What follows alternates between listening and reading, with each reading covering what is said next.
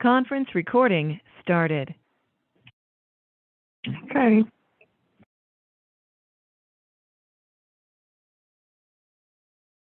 All right.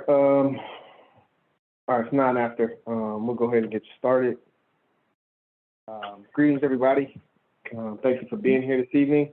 The Division 421 training program, we opened it up to other officers of the UNIA-ACL, but we're going to be doing in-depth study of Message to the People, the course on African philosophy. Today is, I need to get some water.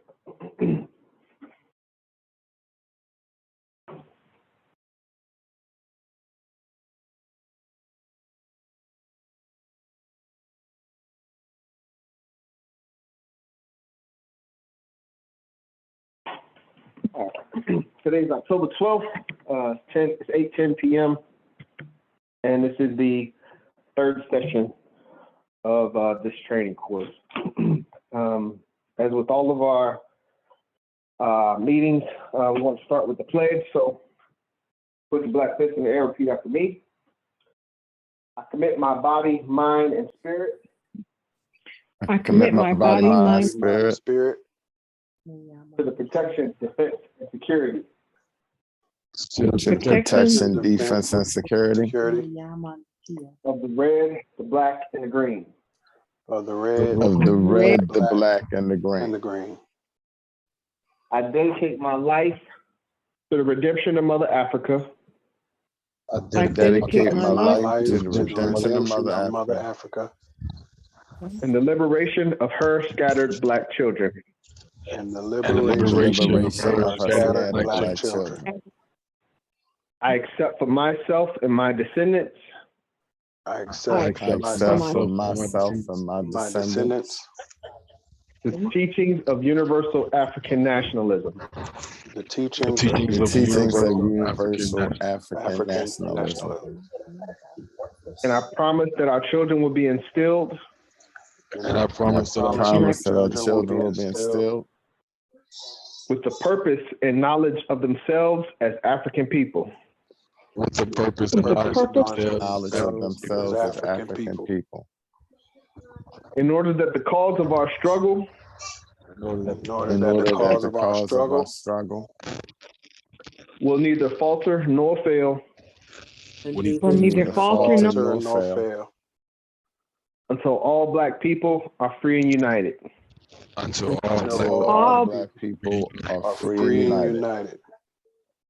Through one God, Through one God, one aim, one aim, and one destiny. one destiny. Race first. Grace. Okay, so before we go into the reading, we want to do a recap of what we've discussed thus far. A couple things. I added some information here for our edification. In case anybody wants to know the lineage of the course, and the way it was taught to me was, you had to get this information from somebody who got the information directly from Garvey. Garvey obviously is the founder and the original teacher. In his first class, there were a few students, three of which Charles L. James, James R. Stewart, and Thomas W. Harvey. They were members of the first class, and they were president generals that taught Senghor Baye. He was the previous president general of our UNIA-ACL, the 9th successor and the 10th president general of UNIA-ACL, Senghor Baye. He was taught by those three gentlemen. President Ross Marvin, our second lady vice president, Sister Tania, and brother Eric, who was our historian, took the course under Senghor Baye in the 2000s. I forgot to add something here too. I took the course under Ross Marvin in, I think, 2019. And now 2021, we're instructing the course, to the rest of the division. So if you want to understand the lineage, how we trace our information back to Garvey, this is how we do it. This is just a picture from the book of 8 of the graduates of the first class. Just wanted to add that. Just a recap of what we've gone through thus far. If you know the answer, just give yourself a couple seconds and then you can say it. Aims and objectives of the UNIA-ACL. Does anyone know how many aims and objectives there are in the UNIA-ACL? 11. Absolutely correct, Brother Everett. There are 11 aims and objectives of the UNIA-ACL. Which of the aims and objectives of the UNIA-ACL dealt with education of our people? And it's not a question up here, but I'm just asking because we as leaders, we should know this information at some point. I don't expect you to know it right now, but if you do, that's great. But which aim was targeted towards education of our people, by our people?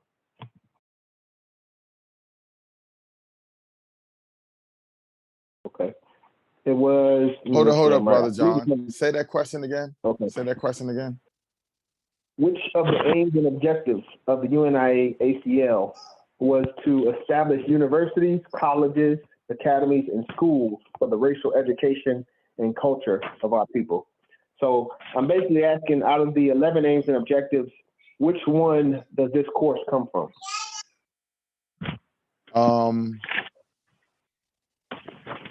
Hold on. You mean which aim? Yeah, which number? Dang, because I got them confused. I'm gonna guess 8. Is it 8? You close. It was 9. Number 9. All right. You good? Let me see something. Okay. All right. What members of the UNIA was the course of African philosophy created for? This course that we're taking, what members of the UNIA was this course created for? Officers. Those seeking leadership positions? Is leaders, yes. Made several attempts to educate some, re-educate others who would be charged with the responsibility of leadership in the UNIA. There's another comment. The immediate purpose of the course of African philosophy was to train a cadre of UNIA leaders who would carry on the great work of the organization after Garvey's death. So this course was for the leadership of the organization. If that's what we claim to be, we should definitely be taking this course very seriously. How many classes did Garvey teach, and how many students? Well, it's three questions here. How many classes did Garvey teach? How many students were there in the classes total or each class?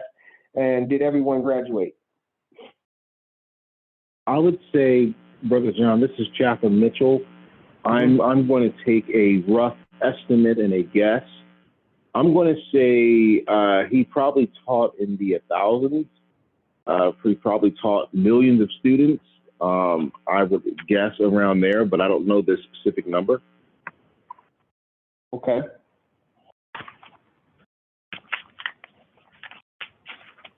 Are you saying how many people was in the class, or how many students out of all the classes? Either one. Either you can do it either total or how many were in each class. Classes, yes? He taught 2 courses, yes. 19, and do we know what years? One was 3 years before his death. I know that. And when did he die? Oh man, you killing me. See, all of this is important information. Damn. I gotta keep 1920, moving. he died 1920. 1920. No, sir. No, 1940, he passed. He created the government in 1920. Yes, 1940. Yeah. So it's a lot of dates, man. It's a lot of dates. This is our responsibility, and as every year goes on, it's more and more information that the next generation is going to have to know. So That's right. we should be happy that we're only 100 years from the creation and not 200-300. There were two classes taught by Garvey, 1937 and 1938. There were 11 students that were in the first class. Only 10 of them graduated, so one person didn't graduate. And then in the second class, there were 7 students. So total, there were only 17 students that actually completed the course of African philosophy under Marcus Garvey. So the second class had 7 students? Yes, the second class only had 7 students.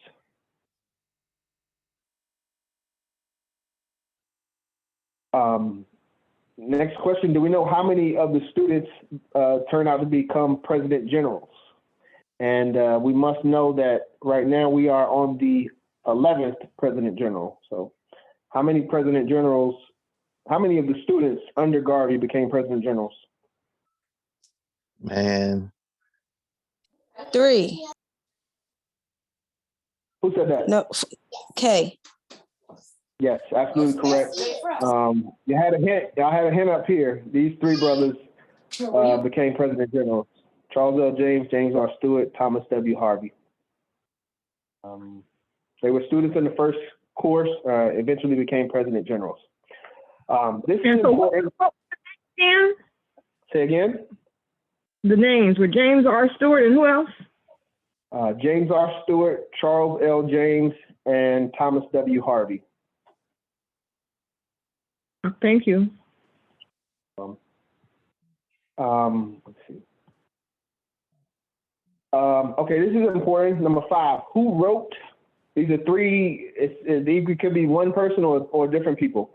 Who wrote the course of African philosophy? Who edited the course of African philosophy? And who authorized the text to be put together?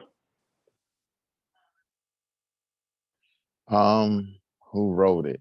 I believe Tony Martin is the writer or editor of it. Tony Martin is the editor. That's correct. Right, and I know Barbara Charles L. James.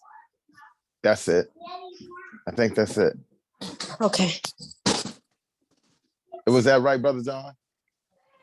Charles L. James was he authorized. He was the student that wrote it, right? Charles L. James was the president general at the time. He authorized Tony Martin to edit it. But the text says that this is the closest thing to a book that Marcus Garvey wrote. So it was actually written by Marcus Garvey himself, but it was just edited much later. We clear on that? Yes. Okay. Next question. Who was the best student and why was the best student hesitant to enroll in the course? I have no idea. The author was the best student. The author, Thomas, was the best student, right? Thomas not the author. No, the best student was the one that got the highest score. James. Was Charles. Yeah, what was his name? Charles James. Charles L. James. Charles James, yeah. Charles L. James, that's what I meant, yeah. I'm sorry, I'm calling him by his first name like we roll together. Baba Charles L. James. Yes, he was the best student. Do we know why he was hesitant to enroll in the course? Because he thought he knew everything. Because he was like in his salon and stuff like that. Exactly. He felt that he had been around Garvey for years. He shined Garvey's shoes. He said that he felt Garvey would be better off spending his time with someone else. So I put this in as a caution of arrogance. We can't be too arrogant or too proud to enroll in the course. If Charles L. James was able to humble himself, then we should be able to humble ourselves. If someone that actually sat under Garvey during his time was humble enough to take the course, we should be the same. Okay, next question. Hey, what does the Brother John, real quick, what was that quote that Garvey said to him? I know you probably know it. Something about how he had basically he said you don't know because I haven't taught you, you know. All right, that's it. Okay. Yeah. So what does the course of African philosophy represent? And what does the course of African philosophy represent? What is it? Hold on. Oh, what does the course of African philosophy represent? And what is it? So what does it represent in the editor's opinion? And what is the course in Garvey's opinion? There's two different questions. Ask that question again. What does the course of African philosophy represent in the editor's opinion? And what does Garvey say the African philosophy, the course is? So it's kind of two different questions, but I worded it bad, but you know, I'll clean that up for the next time. But it's basically, what is the editor's opinion on this course and what's Garvey's opinion on this course?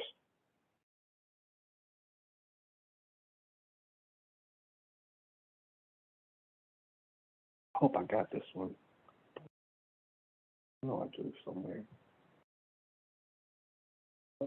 Where did I write this one?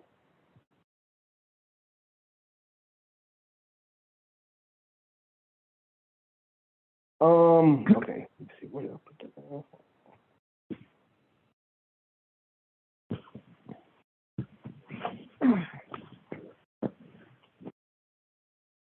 Edit for this. Okay, well, the editor says, he said that it was here we go.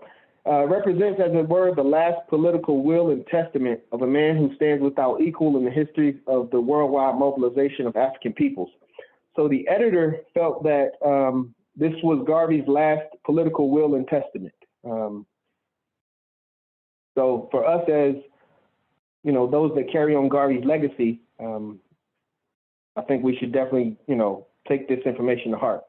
And also, yeah, this was the other one.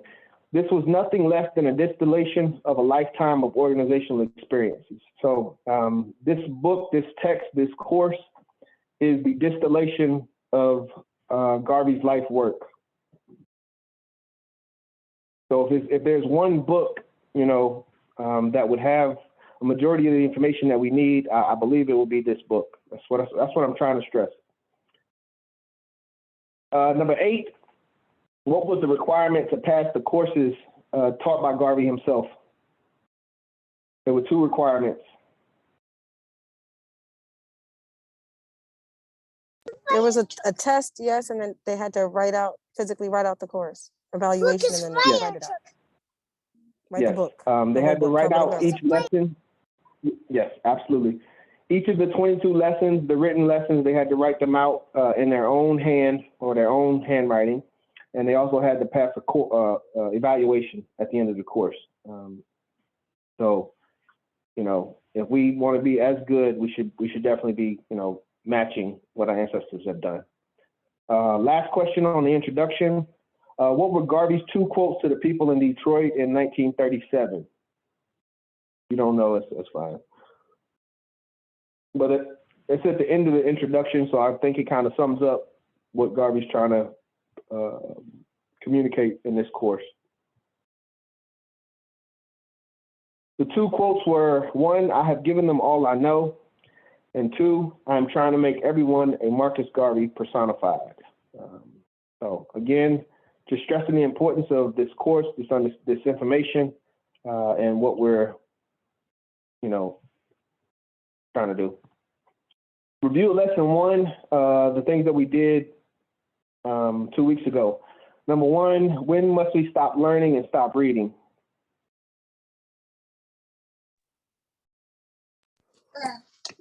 You said when will still be stopped?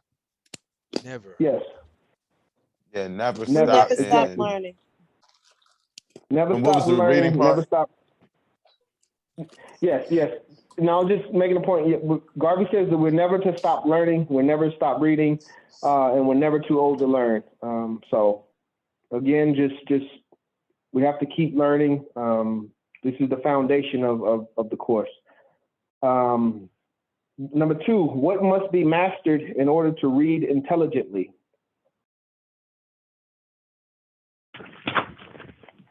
May you ask that question again? According to Garvey, what must be mastered in order to read intelligently? The mastery Your own language. of interpretation. The mastery of English, your own language. The mastery of the language of your country is what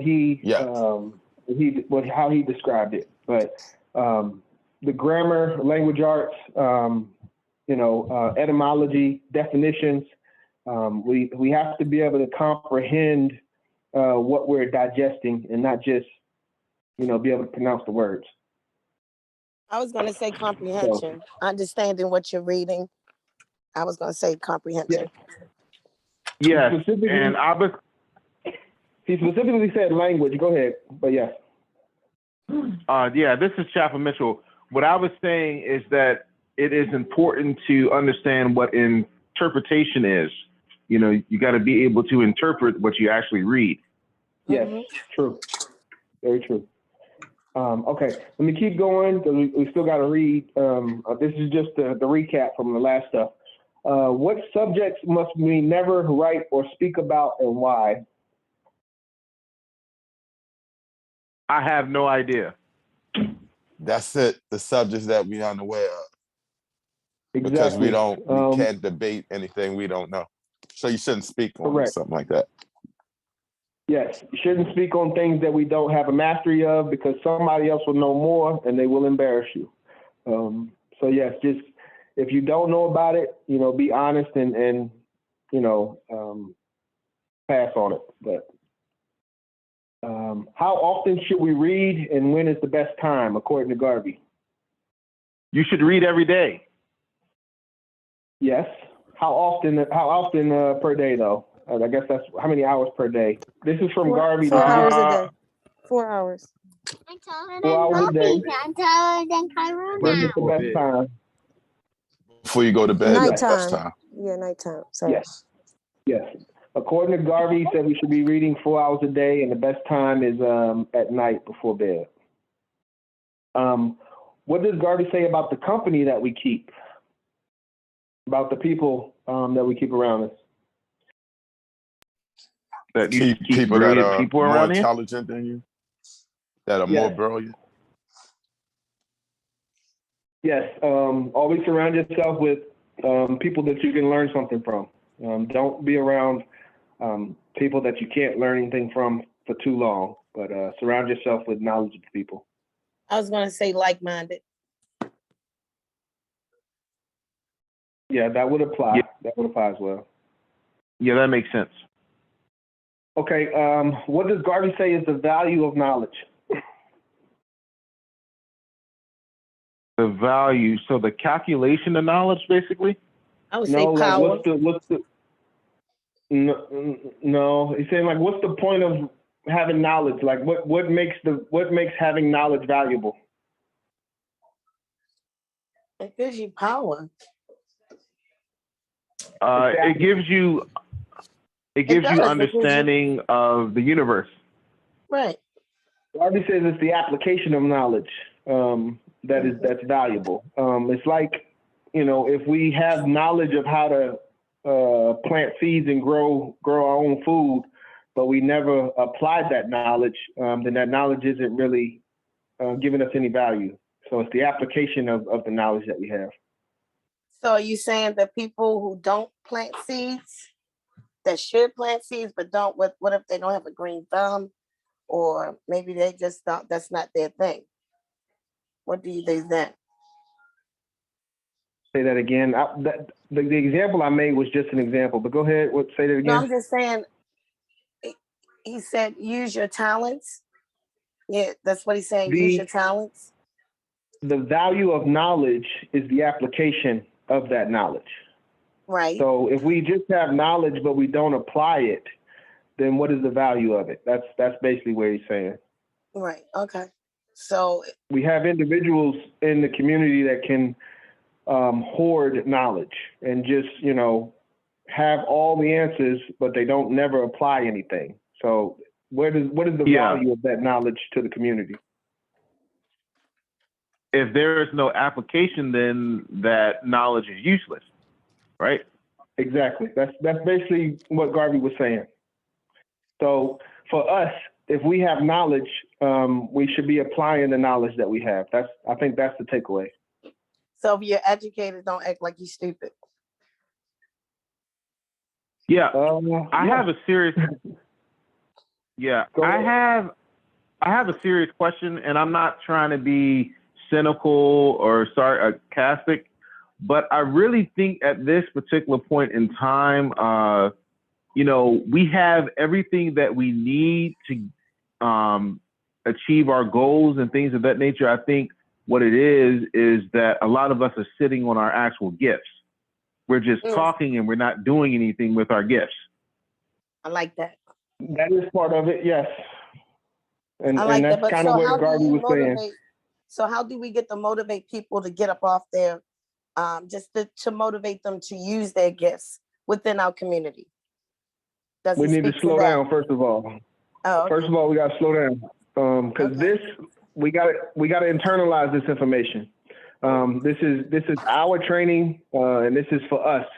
So we should be internalizing all of these questions, not asking how to get other people to apply their knowledge, but how do we apply the knowledge that we have? Okay. Fair enough. Okay, that's fine.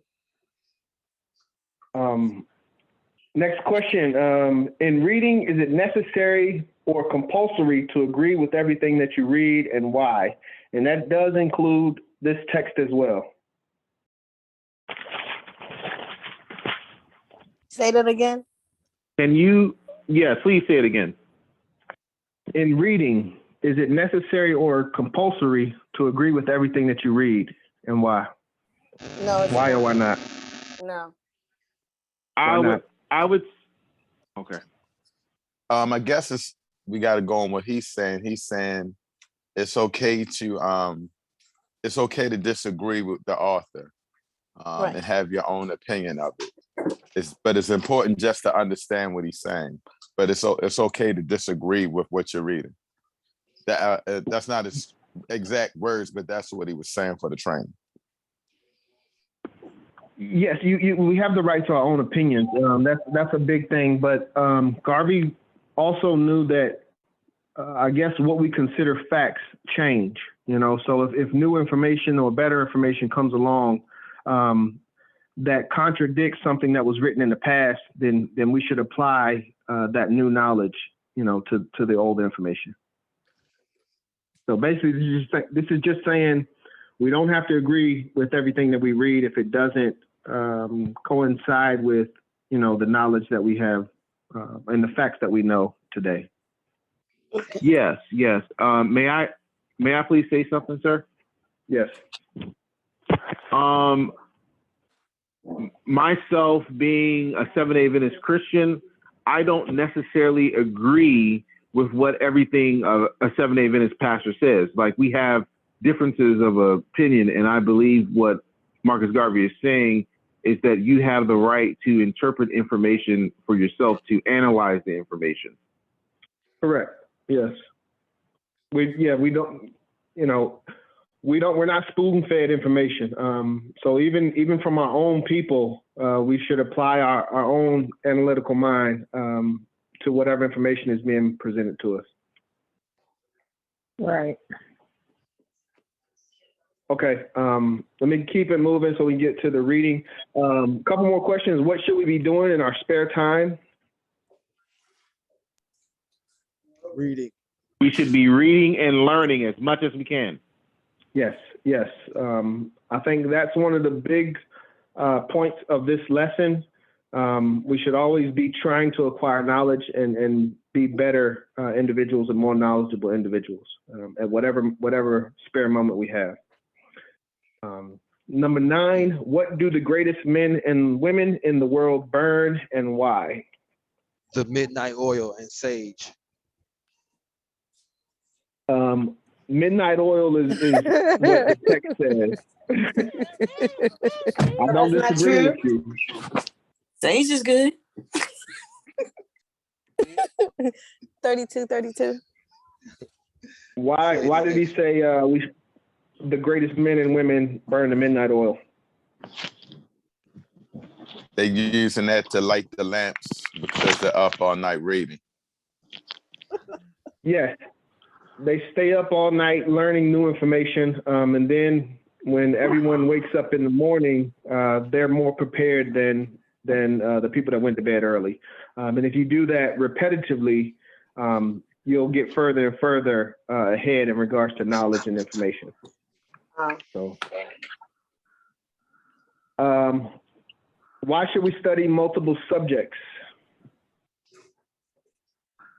So we can be versatile. You need to know exactly what you're talking about. If you don't know what you're talking about, nobody takes you seriously. Pretty much. Yeah, pretty much. Like we have to be well-rounded, well-versed. This is for the leadership of the race. And, we should be good representatives that have a wealth of knowledge, not just specialize in one area, but we should be well-rounded. And next question, why should we keep our private libraries secure? Because brothers got sticky fingers. Yes. Yes, Garvey basically says, it's the importance of the information, importance of the text.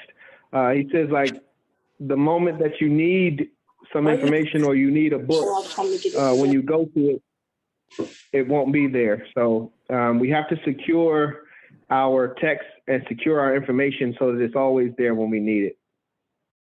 Last question, what book does Garvey suggest us to read a chapter of every day? The Bible. Yes, Bible.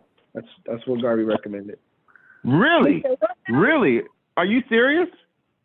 Yes. Say that again. Yeah. What book does Garvey suggest us to read a chapter of every day? Okay, that's good.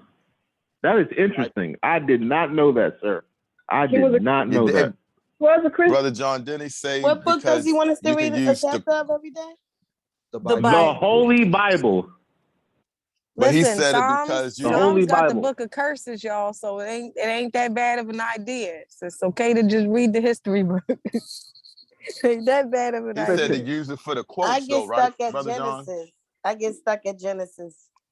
Oh, I think he was like read listen, it to make quotes or something. hold on.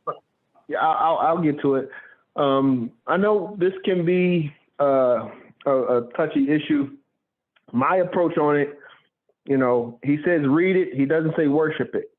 So it's again, you're coming at it with an analytical, logical mind, and not a just jump in and believe everything that you read mind. But on page 10, he says read a chapter of the Bible every day, Old and New Testaments.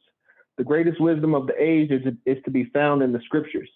You can always quote from the scriptures. It is the quickest way of winning approval. That's what Garvey says. That is like I said, Brother John, that's very interesting. These are not my opinions. I'm just giving the information. If we can try to think forward movement, the Bible, like the word Bible is in itself is just the name for our holy and spiritual doctrines. And so as he wrote this book close to 100 years ago. And I'm sure the assumption is that, throughout our period of time, we will gain many prophets and we will have many spiritual works and bodies of work and Bibles. So let's not just get hung up on terms and phrases, but just have awareness and understanding that Garvey was basically telling us to keep the spirit first and foremost. And that's what gravitates to us, to the people. And that's what keeps us all aligned, is having the spirit front and center in everything that we do, if that makes sense. That gives it more layman's understanding.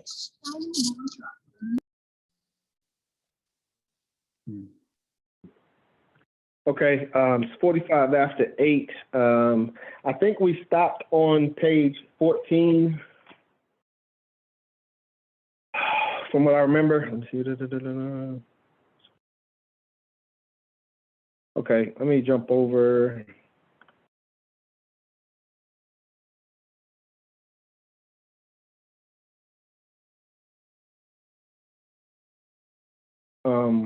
So we need to finish lesson 14. We finish lesson 1, and then I'll go back to the questions. Does anybody want to read, or do you want to just go ahead and read? You can go on and read. Okay. I'm pretty sure this is where we left off. All right, we are at the second paragraph on page 14. I have it up on Zoom for those that are on Zoom. If one individual were to live for 6,000 years, he would surely not be white. If he were born white, he would be as dark as the darkest of men. Therefore, the argument that the black man is black as a man, Therefore, the argument that the black man is black because as a man, he is older than the other man is good. Use it everywhere you go to defeat the white man in his belief that you sprung from something else. Use the argument that the white man is white because most of the time when the black man was great in Africa and had succeeded in running him across the Mediterranean into South Europe, he had to hide himself in caves where there was very little light and air. He was almost covered up for most of the time in darkness. In natural creation, the child in the womb of the mother is almost white. Even though it is a black child, it is almost born white and doesn't change color until it comes in contact with light and air. Therefore, living in caves for as many centuries, can you unmute your lines, please? Therefore, living in caves for as many centuries as the white man, therefore became colorless, and the length of time made it so that he was born naturally white. You must interpret anthropology to suit yourself. The thing for you to do is to refute every pertinent statement of the white man that tends to degrade you and elevate him. Turn the tables on him and search for all reasons in the world you can find to justify it. That is how new thoughts are given out by creation. Never yield to the statement of your inferiority. In reading Christian literature and accepting the doctrines of Jesus Christ, lay special claim to the association with Jesus and the Son of God. Show that while the white and yellow worlds,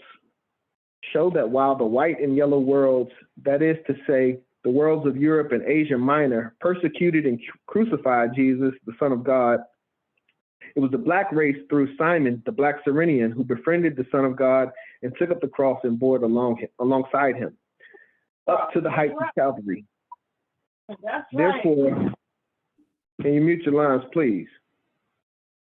Therefore, the Roman Catholics have no rightful claim to the cross, nor any other professing Christian, before the Negro makes his claim.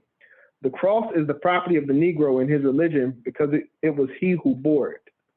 Never admit that Jesus Christ was a white man, otherwise he could not be the Son of God, and the God to redeem all mankind.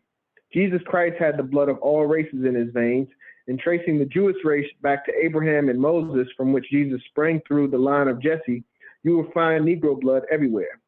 Therefore, Jesus had mostly Negro blood in him. Read the genealogical tree of Jesus in the Bible, and you will learn from where he sprang. It is a fact that the white man has borrowed his civilization from other peoples. The first civilization was the Negroes, black people. The second civilization was the brown peoples, Indians. The third civilization belonged to the yellow people, the Chinese or Mongols.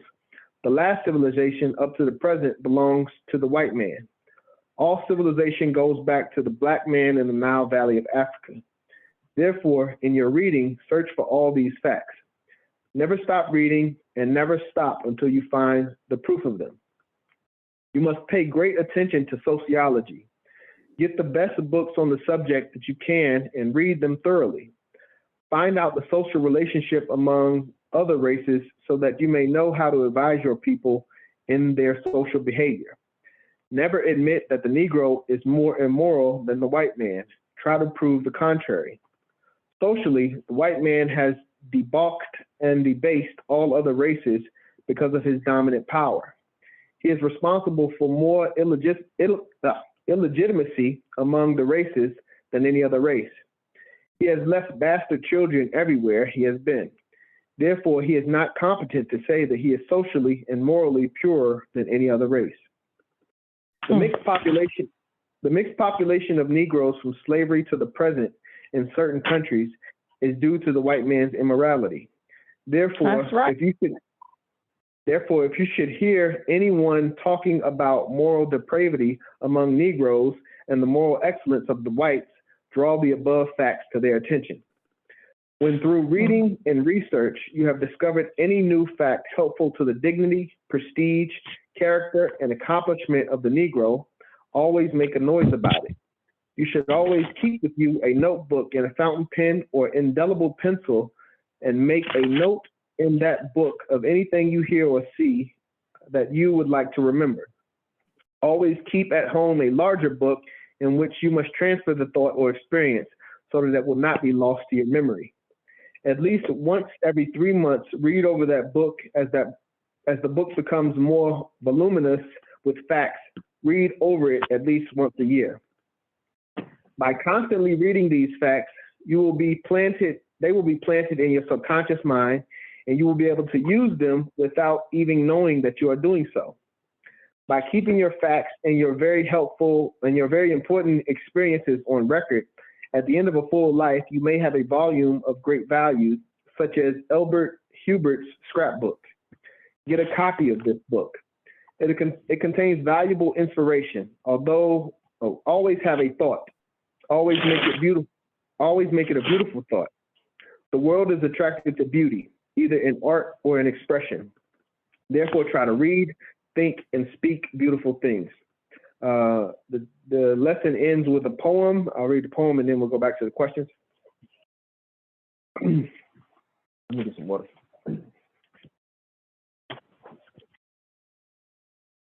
Okay, it's a short poem.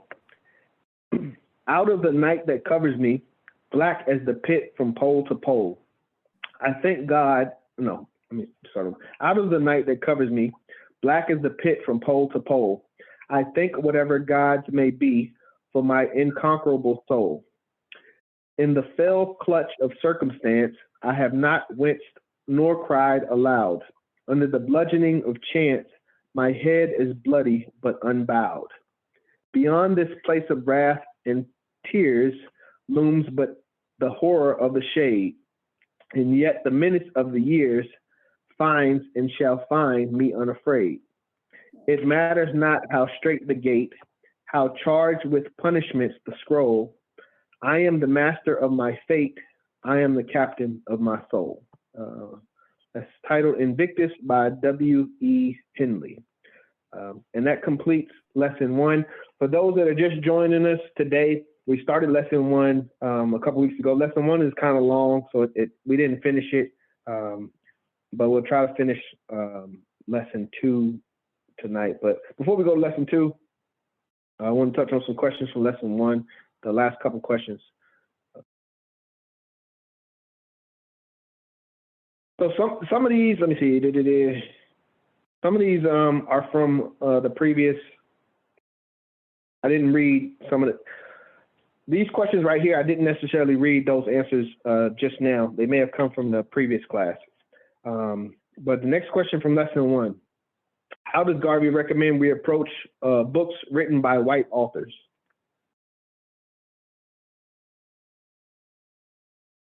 I would say we got to be as critical as we possibly can.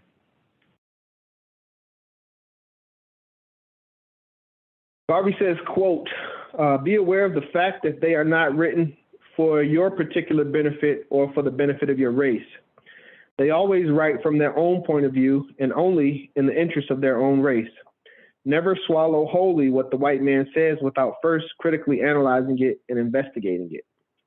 So just like with blacks, I mean, we should be, somewhat questionable.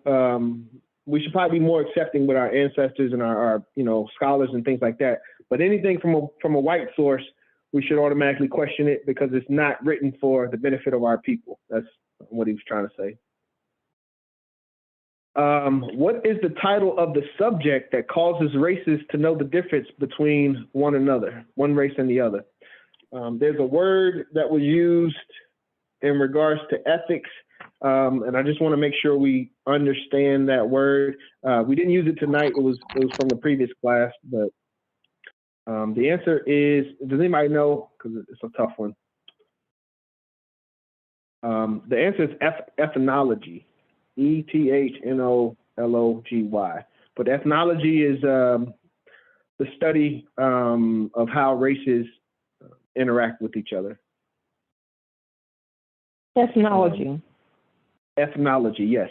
And the reason why I put that there was because in this lesson, Garvey also says that, you know, if we come across a word that we don't understand, you know, we should study it. We should, you know, get an understanding for it, get a definition for it. And this was one of those words for me. So I just want to make sure everybody was aware.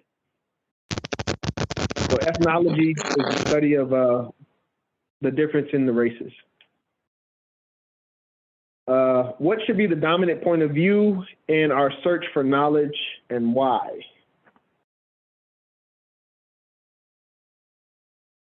What should be the dominant point of view in our search for knowledge?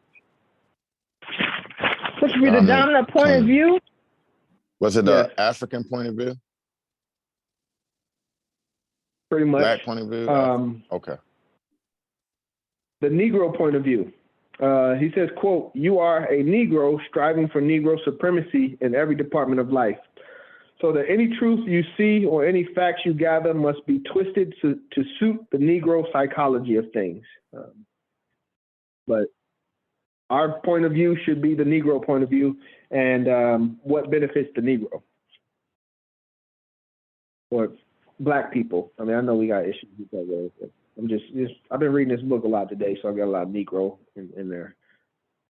16, what historical sources show that the Black man what historical sources show that Black was an important color among the races?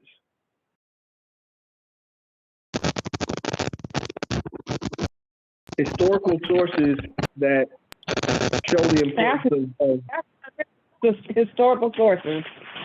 Black historians. I said African. Was it something about the Nile River? You getting there? Let's see. What was this? A history of the Nile, something like that. So the answer is somebody get some feedback. Hold on. Okay. The answer is, Garvey says the Bible and Egypt. He talks about the temples, the Sphinx. Hold on. Let me give me a second. I just want to pull this. I got to clean something up. But y'all good.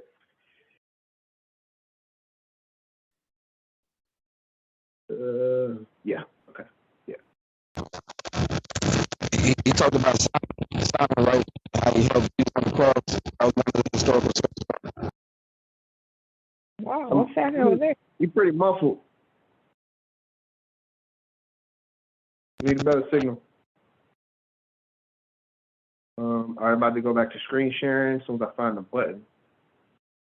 Goodness gracious, how come this stuff moves around? Oh, there it is.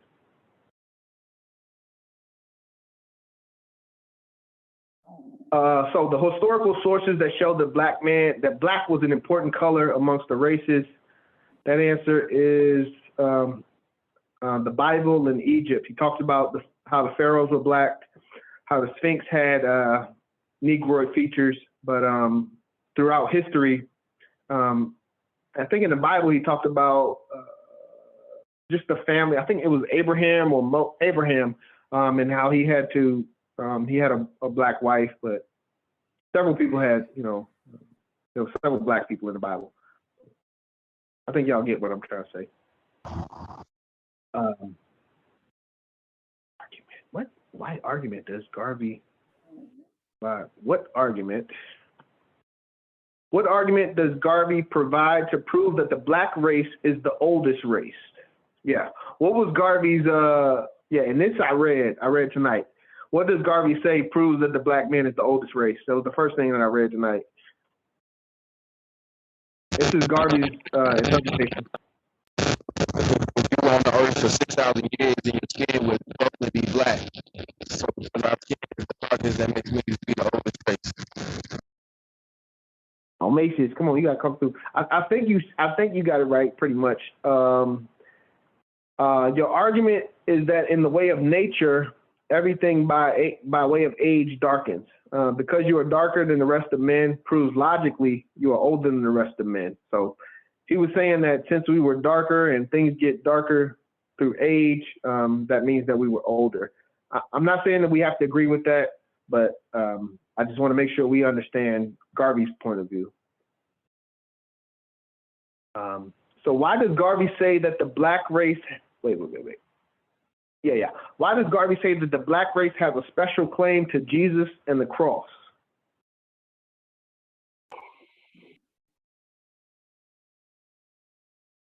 Because Jesus was oppressed and we as African people were oppressed in the same manner. This was a black man. A white man like that ever in life. They never hung him and whipped him and all that kind of stuff. No white man ever, nowhere. So I do declare that sound like a white man, black man death to me. It was Simon the Cyrenian who carried the cross up to Calvary. Garvey says, quote, "It was the black race through Simon the black Cyrenian who befriended Jesus, the Son of God, and took up the cross and bore it alongside him. The cross is the property of the Negro in his religion because it was he who bore it." So according to Garvey, that was his interpretation. That's what he says out of the book as to our claims to the cross. Jesus and the cross. Next question. We got 30 minutes. According to Garvey, where does civilization begin and with what people or with who? Mama Mina? Africa. Where specifically? At the Nile Valley. Nile Valley, correct. Yes. Is that here? I don't think I even wrote that one down. I think that was just known. Yeah. Okay. Yeah, I didn't write that one down. Last question for lesson 1. What should we do when we find, quote, any new fact helpful to the dignity, prestige, character, and accomplishments of Negro? What should we do with these facts? I have no idea. Write them down. Teach our people. Yes. Bottom of page. It starts at the bottom of page 16. He says when I can go there. Yeah. Let's go here.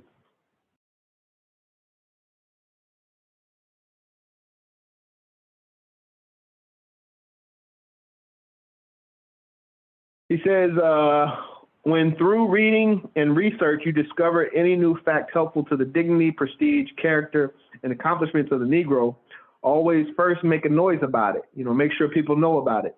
You should always keep with you a notebook and fountain pen or indelible pen.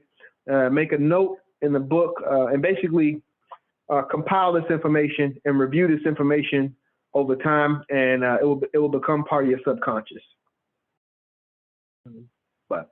So that's the end of lesson 1. We're short on time. Any questions before we move to lesson 2?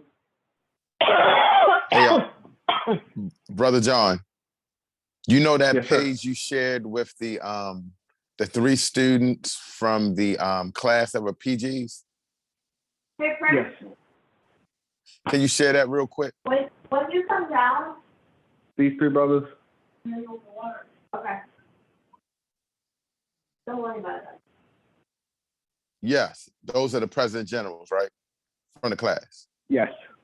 Yes. All right, thank you. Yes. James R. Stewart was 2nd President General. I messed up on the other 2. I want to say Charles L. James was 5 and Thomas W. Harvey was 4. I want to, but I just know that James R. Stewart was right after Garvey. also, I'm sorry, can you share the screen with the introduction questions? Breaking up.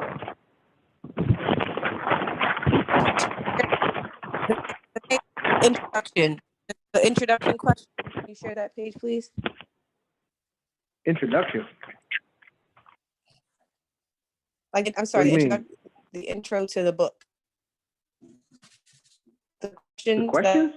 that I have to remember, you started off the class with the question and answer from the intro. Yes.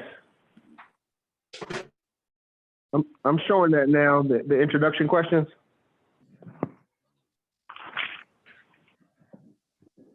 Sister K, that's you?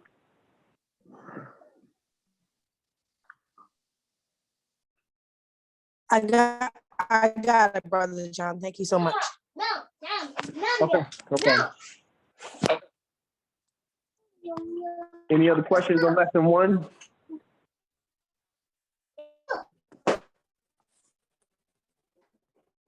Okay, we're getting ready to go to lesson 2. One thing I want everybody to grasp this information and really take it serious. The thing is, I feel like if we don't have a good, solid foundation, and that's why I put this here. We should be working our way up as we acquire the lessons. But the introduction talks about, in my opinion, it talks about the importance of the text. Why this text is so important, and what the original students had to do. The first lesson is how to acquire knowledge. So there's a lot of things that Garvey, in his life could give us and give his students, as far as the first lesson. But we have to ask ourselves, why he felt this lesson should be the important or the first lesson. But when I look back, it'll make sense as we get through the book, but it all builds on itself. And this is a critical first lesson because it sets the foundation for continuous education. So even from 2 weeks ago when we first discussed it, there should be new information that we've been acquiring, up until the point that we come to this meeting. And then, 1 week from now, when we have another meeting, we should still be in the process of acquiring knowledge. So I think for me, that's the takeaway that I get from this is, the foundation is humble ourselves and always be willing to learn. Okay. Lesson 2, we're going to go into lesson 2. I think we can do this in 30 minutes. The title of lesson 2 is leadership. So first thing Garvey wanted us to learn was basically how to learn and how to acquire information. And now we're getting into leadership and, how to be a good representative of the organization. Okay. Let me get a little water here. I'll go there. Take notes. I'm just going to go through it, but the questions are obviously going to come from the reading. So, yeah. Okay. Leadership. To lead suggests that you must have followers. For others to follow you, you must be superior to them in the things that they must follow you for. You must always have superior ability in the particular. You must always be ahead by way of knowledge of those you lead. The moment you fall down from the position of superior ability, you will automatically fail to lead and you will have to follow others. Therefore, you must be ever vigilant in keeping ahead of those you lead by getting the latest and most correct information for which they are searching, because for it they are following you. People only respect leaders and follow them when there's something superior in them. A leader must have personality. He must be clean cut in his appearance so as not to be criticized. An untidy leader is always a failure. He must be neatly dressed, and his general appearance must be clean and presentable, because people are supposed to follow him in his manner, behavior, and his general conduct. A leader's hair should always be well kept. His teeth must also be in perfect order, for people will criticize him for his unkempt hair and his bad teeth. Your shoes and other garments must also be clean. If you look ragged, people will not trust you. They will critically say he has no clothing, his shoes are very poor, and it is logical that whatever money he gets hold of, he will use it on himself rather than for the purpose for which he makes his appeal. Never show your personal poverty to those you lead. They will never trust you. This does not mean that you should not reveal the poverty of the cause you represent, because that cause is your cause and the people's cause, in which both of you are interested. Never tell lies to those you lead. Sooner or later, they will find out, and then your career will come to an abrupt end. No man ever trusts a person a second time whom he disbelieves once and has proof for his disbelief. A leader, under all circumstances, must carry himself with dignity. He must not be a snob, but he must maintain his pride. A leader cannot well afford to mix himself up with anything that is not dignified or self-respecting. If you have something to do that you know you will be morally and socially ashamed of if someone else knows, never do it. But if you have to do it, see to it that you are careful that no one else knows. Don't carry your weakness on your face or in your eyes. Somebody will detect it and you will be ruined. If you have a personal weakness, try to conquer them and hide them as long as you can until you have conquered them. Otherwise, you will be ruined. Every man can conquer his vices by bringing his subconscious will to play upon and against such vices. In everything you do, play the gentleman. Never be a hog. It doesn't pay. You lose a friend every time you play the hog. Keep smiling with the world, even though your mother is dead. Smile with the world, and the world will smile back at you. Be vexed with the world, and the world will be vexed with you. Nobody is obligated to you to make you happy, so don't carry your sorrow to the world and on your sleeves. Keep them to yourself and get out of them the best way you can. Keep them to yourself and get out of them the best way you can. Okay. Leaders are not children. They must not therefore act as children. Leaders must be self-possessed, confident, feeling self-reliant. When your followers see that self-confidence, they will believe in you and follow you. Always speak out from your head and from your heart. If your heart is not in it, it is a lie. If your head is not in it, it is pure sentiment.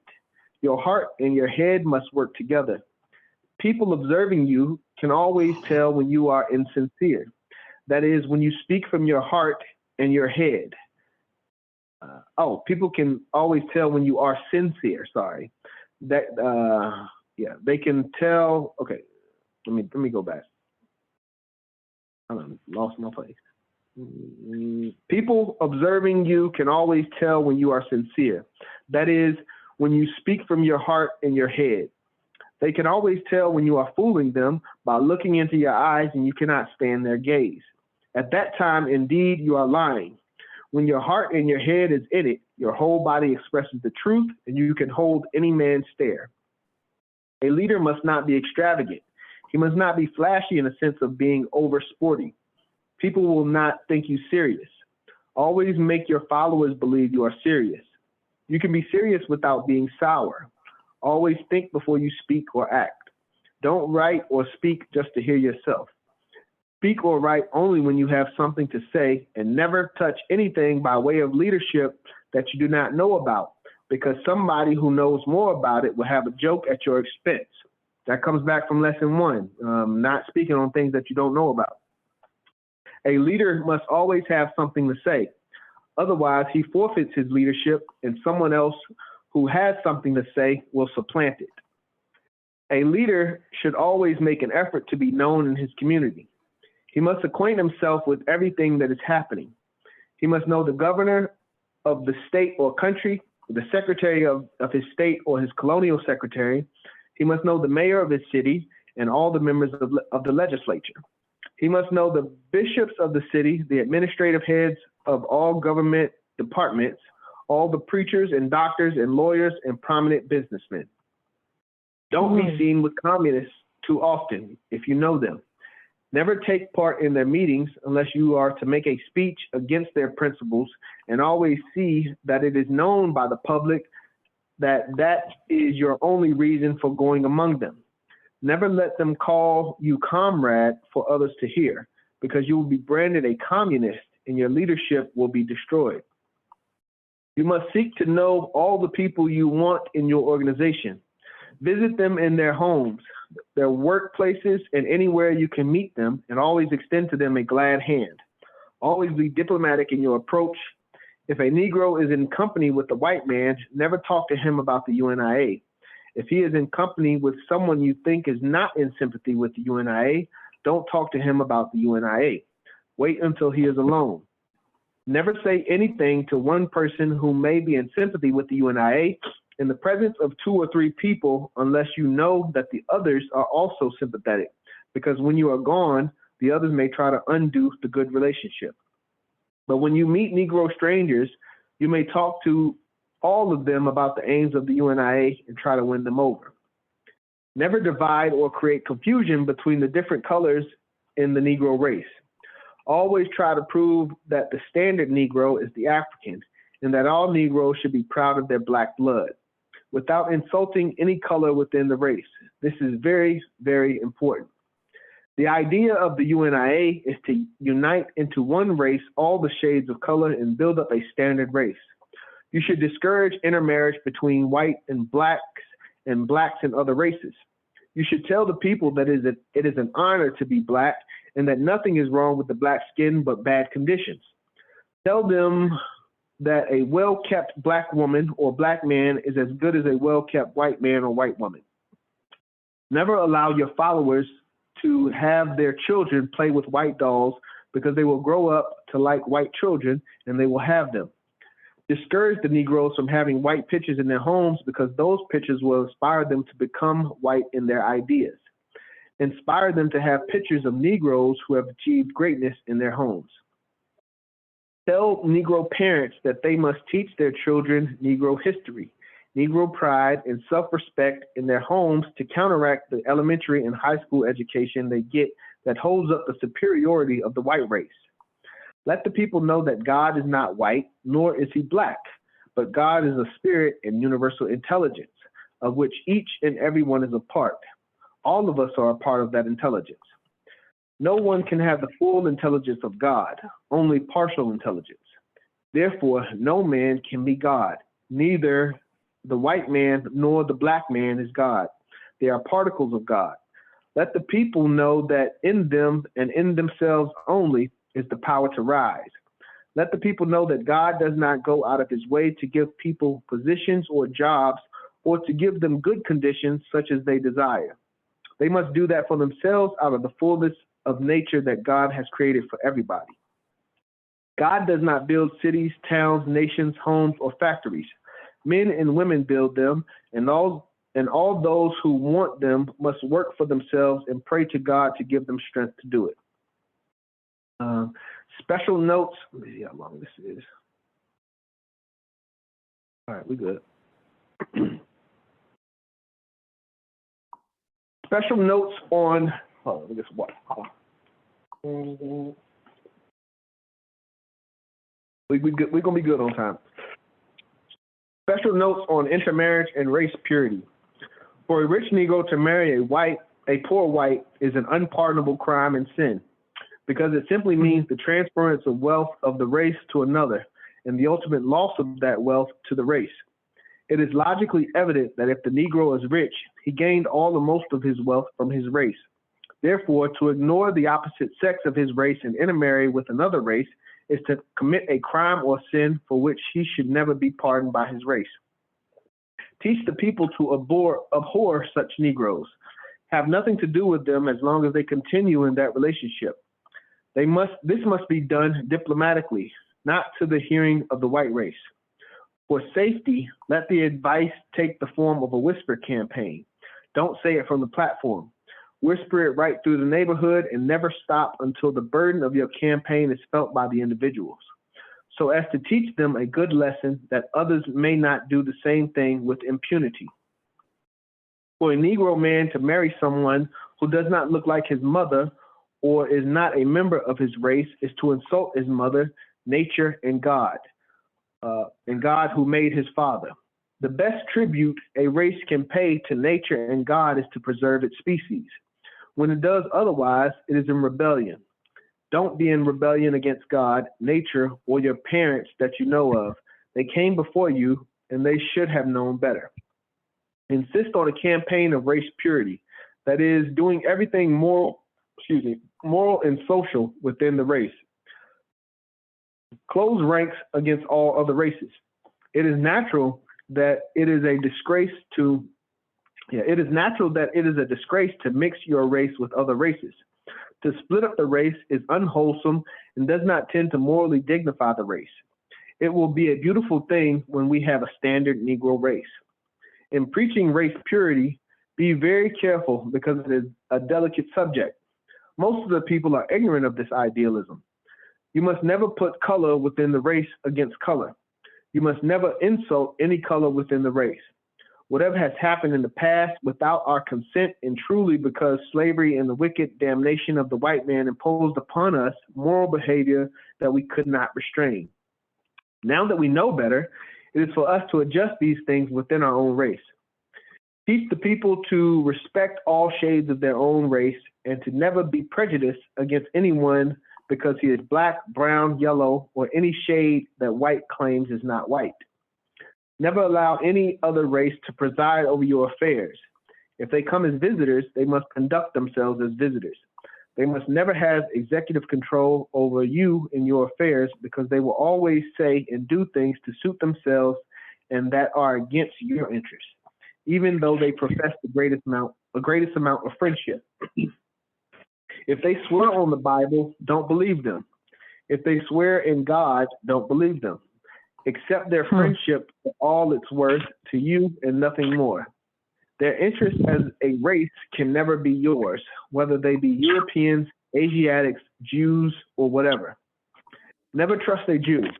Don't let him know that. He is playing the odds against you all the time. He plays with loaded dice. His cards are marked. You can never win against him. Make this secret whispering propaganda in every community when you go into a Negro home. Whisper all the time that the Jew is bad.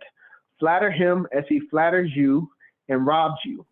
Never give him a square deal because he's never going to give you one.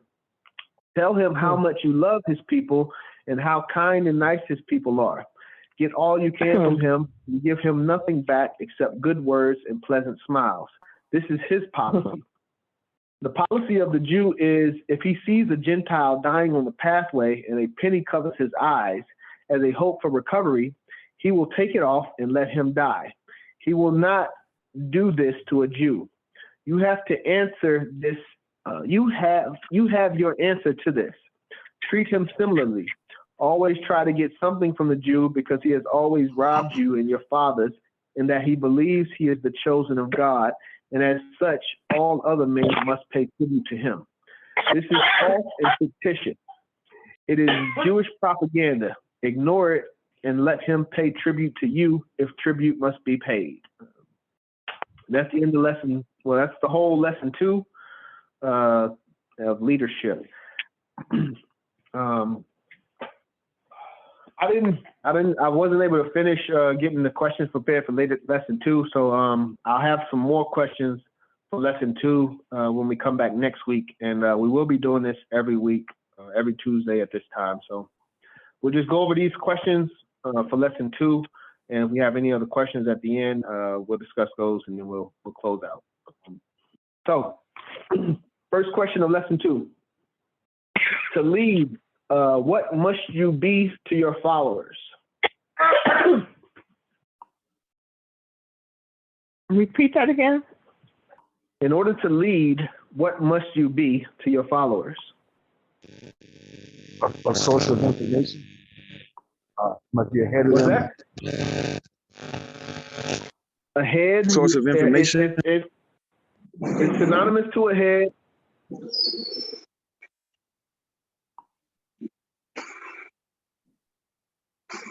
Hold on. Let me get my question thing ready. To be superior in knowledge. Superior is the answer. Okay. All right. I'm getting it up now.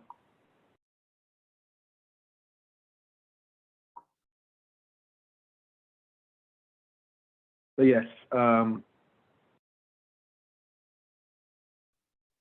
question number one, to lead, what must you be to your followers?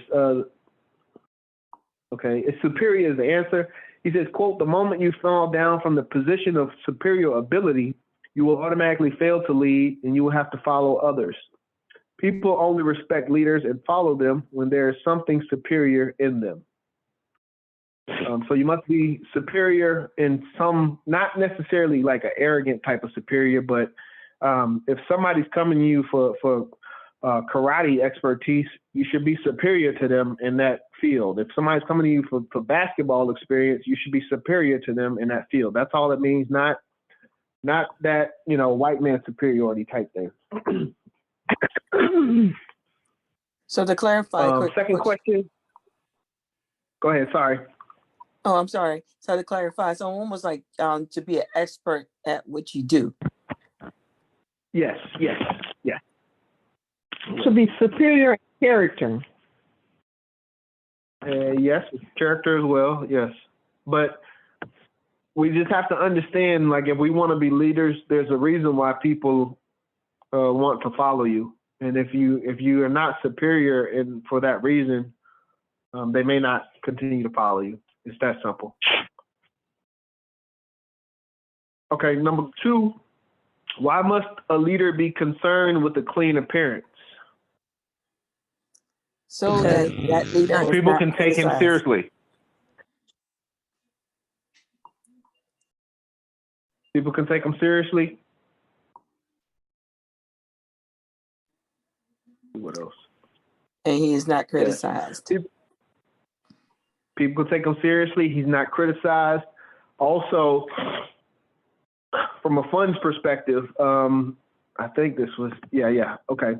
Quote, they will critically say he has no clothing, his shoes are very poor, and it is logical that whatever money he gets a hold of, he will use it on himself. So they will criticize you, but they will also feel that if we're not up to par, if we're not well kept, then any funds that we're asking for, we're going to use it on ourselves. So our appearance must be up to par. So that we visibly look and appear trustworthy. Yes. Yeah. And it's just a clean appearance. Like, he's not saying, I've had some discussions with brothers about this, like, he's not saying you need to have a 3-piece suit, but just take care of the things that you have, brush your hair, brush your teeth, hygiene, deodorant, smell good, but just be clean, do the best that you can. Okay. Number 3, what are some characteristics of leadership according to Garvey? There were several of these. Does anybody want to name off any of the characteristics that Garvey associated with leadership? Must be confident. Confidence is there. So I remember it's self-reliant. Must have personality. Self-reliant. Personality. Self-possessed. Personality. I'll just go into a personality, dignity. Don't be a snob. Maintain pride. He implied that we must be strong because he said we shouldn't be weak. We should be gentlemen. He implied maturity when he said that we shouldn't be children. Self-possessed, confident, self-reliant, not extravagant, and serious. All of these descriptions can be found on pages 19 through 21. But according to Garvey, these are some of the characteristics of leadership that we should incorporate or develop. Next question. What does Garvey say about your heart and your head? What was he trying to say about your heart and your head? In regards to, go ahead. I'm sorry. Both of them should be aligned. They're working together. Something to the fact, like, if your heart is not in it, it's a lie, and that if your head is not in it, I guess it's sentiment. Both have to work together. Yes, you actually got a little bit more than what I wrote down, but yeah, yes, they have to be together. I forgot exactly. He said if your heart's in it and your head's not in it, that's one thing, and if your head's not in it, your heart's not in it, it's another thing. But he says when they are working together, when your head and your heart is in it, your whole body expresses the truth. You can hold any man's stare. So we have to have those things working together. We can't just come and give a presentation or a speech to the people based on the knowledge that we have of the UNIA and not have a passion for the people that we're speaking to. And likewise, as leadership and as representatives, we can't just have the passion for the people and not have the information to match with it. So we have to be intellectuals, but also passionate about what we're doing and why we're doing this work. But if we're not, people will be able to tell when you're speaking.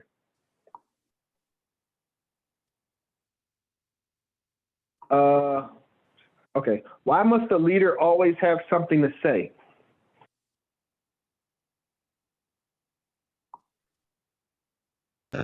Why must the leader always have something to say? It's kind of straightforward. Because if he doesn't, someone else will speak, and then they will supplant his leadership. Exactly. Quote, otherwise he forfeits his leadership and someone else who has something to say will supplant it. So this is interesting because in lesson 1, Garvey teaches us that we shouldn't speak on things that we don't know. But then in lesson 2, he says that in a sense, we should always have something to say.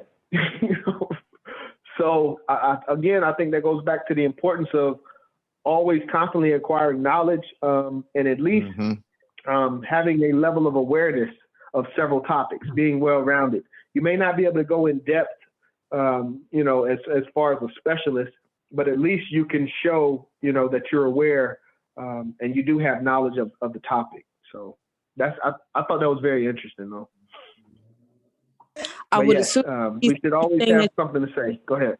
I would assume that if he's saying that we should be a leader, then we should be well versed in many of, at very least, the main topics of our community. So education and agriculture, just the 7 basics that we need to focus on.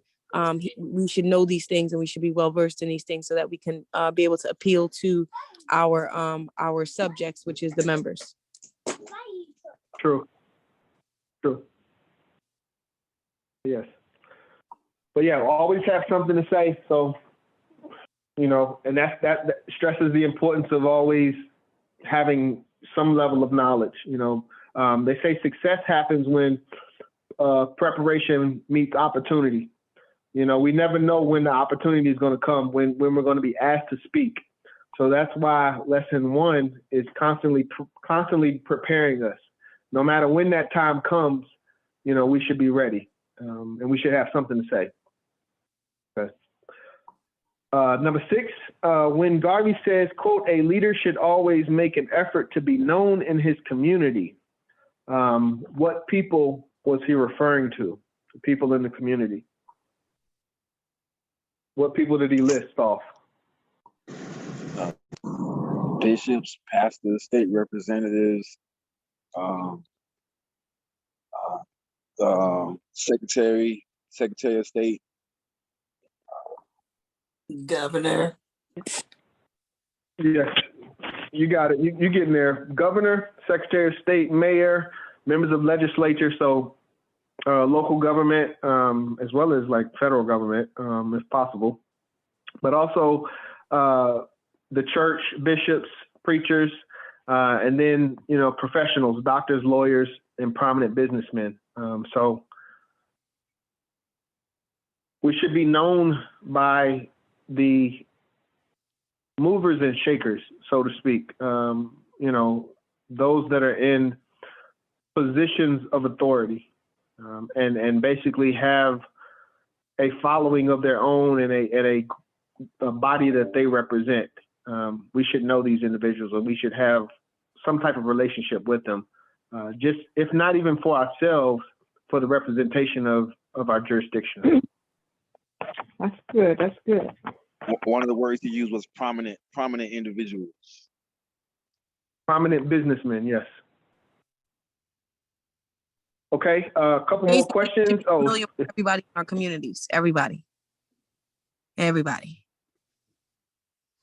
Yes, in a sense.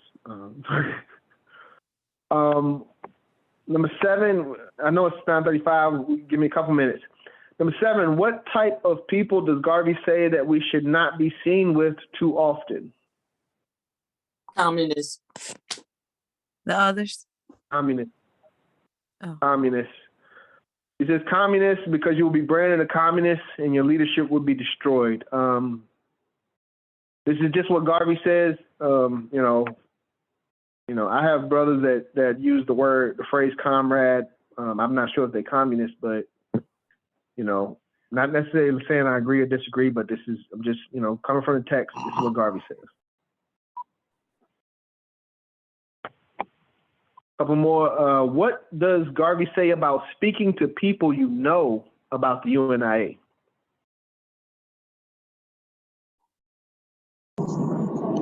What does Garvey say about speaking to people you know about the UNIA?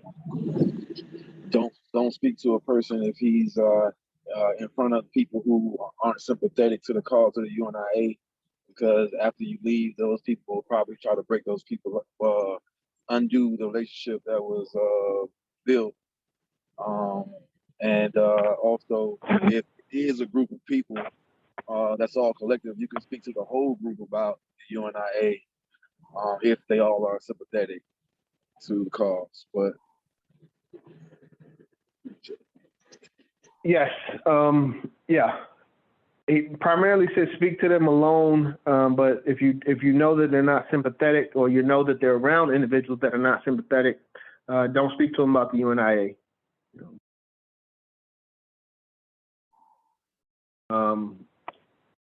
Number 9, what does Garvey say about dividing the Negro race by colors?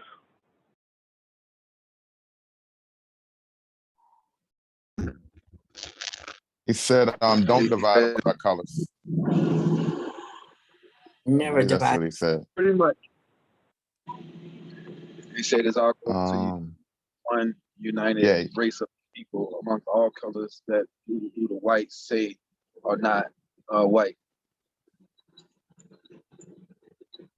Garvey said, yes, never divide or create confusion between the different colors in the Negro race. Always try to promote the standard Negro is the African, standard Negro is the African, and that all Negroes should be proud of their black blood without insulting any color within the race. This is very, very important. But we don't do colorism in the UNIA, and especially on the leadership level. Amen. Okay, this is the last question I've got. Next time we meet, I will have some more questions on lesson 2. I wasn't able to finish these before the study group, but I'll have some more questions on lesson 2. Then we'll go into lesson 3. Last question, what is the idea of the UNIA? According to Garvey, quote,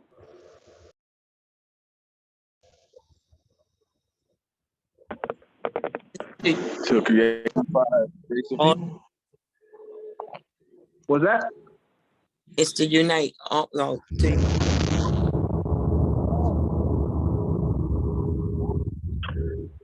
the idea of the UNIA is to unite into one race all the shades of color and build up a standard race. So it goes back to the previous about dividing The idea itself of the UNIA goes against any ideas of trying to divide our race based on color.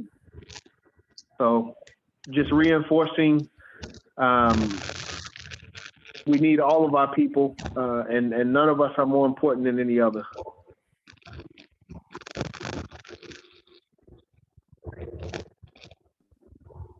That's all I had for tonight's training.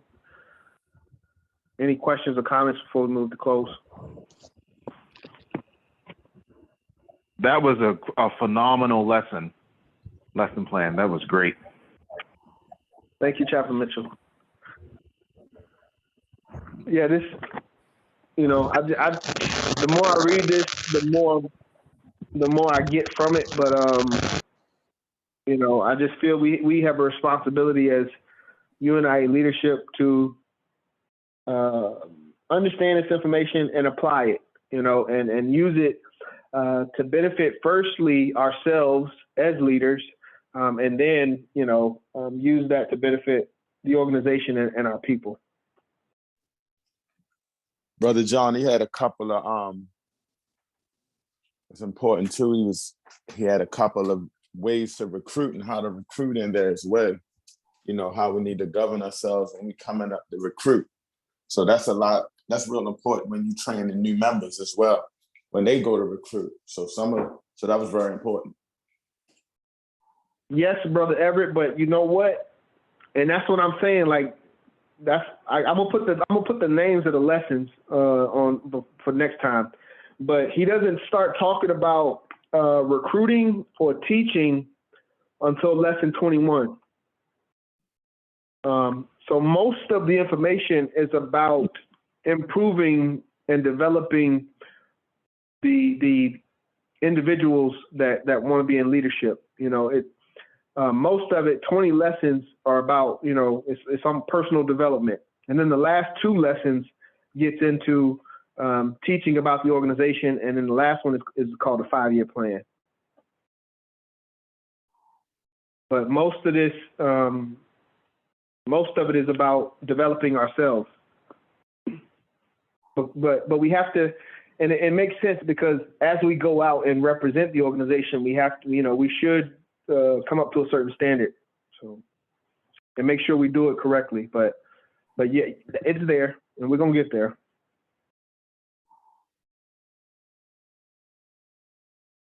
Any other questions or comments before we move to close?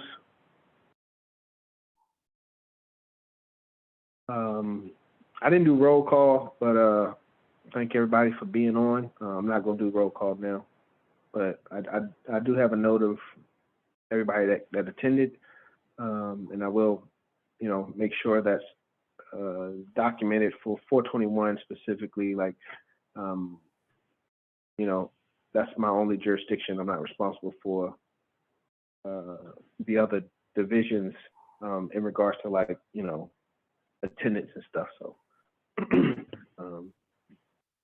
First of all, you are responsible. Okay. You are responsible. You hold me accountable, brother. You are responsible for me. Well, thank you, but you know what I'm trying to say. Ashe. Okay. Well, thank you, brothers and sisters. It's been a long day, long evening, and we will continue this next Tuesday. We'll be going into lesson 3, which is one of my favorite lessons. It's the aims and objectives of the UNIA, but we'll go over all of the 11 aims and objectives, what they are, and, you know, what's the purpose of them.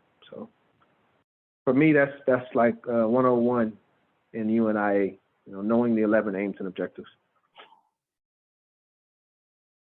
Okay, we'll close out. Everybody put your black fist in the air. Repeat after me, and we'll close out. One God. One God. One God. One aim. One aim. One destiny. Africa for the Africans. Africa. Africa for the Africans. Those at home and those abroad. Those Those at home And and those abroad. Race first, family. Y'all have a blessed evening. race first, you. Race first. Night, everybody. Race Good night. first. Bye.